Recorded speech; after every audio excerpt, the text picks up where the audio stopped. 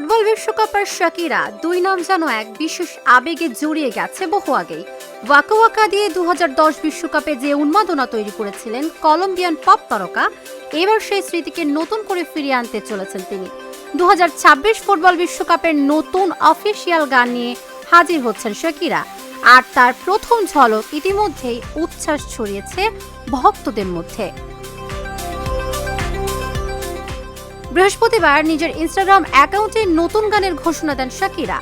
দায় দায় শিরোনামের গানটির একটি সংক্ষিপ্ত ভিডিও প্রকাশ করেন তিনি, যা ধারণ করা হয়েছে ব্রাজিলের ঐতিহাসিক মারাকানা স্টেডিয়ামে।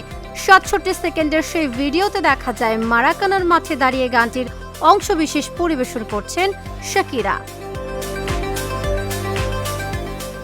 ভিডিওতে তার হাতে ছিল 2026 বিশ্বকাপের অফিসিয়াল ম্যাচ বল ট্রিউন্ডা। তার সঙ্গে ছিলেন বিভিন্ন দেশের জার্সি রঙে সজ্জিত নৃত্যশিল্পীরা, যেখানে যুক্তরাষ্ট্র ও কলম্বিয়ার রঙও ছিল চোখে পড়ার মতো। ইংরেজি ভাষায় এই গানে ফুটবল উৎসবের আবহ ফুটিয়ে তোলার চেষ্টা স্পষ্টভাবেই ধরা পড়ে।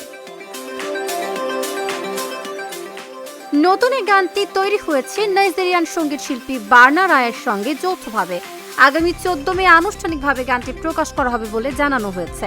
ভিডিওর শেষ দিকে ফুটে ওঠে একটি বার্তা, উই আর রেডি, যা বিশ্বকাপ ঘিরে বাড়তি উত্তেজনায় ছড়িয়ে দিয়েছে ফুটবল প্রেমীদের মধ্যে।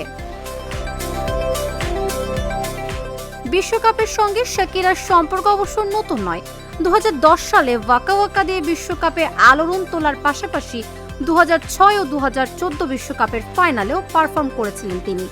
সেই ধারাবাহিকতায় এবারও বিশ্বকাপের মঞ্চে তার প্রত্যাবর্তন সঙ্গীত ও ফুটবল ভক্তদের জন্য হয়ে উঠতে যাচ্ছে বিশেষ এক আকর্ষণ।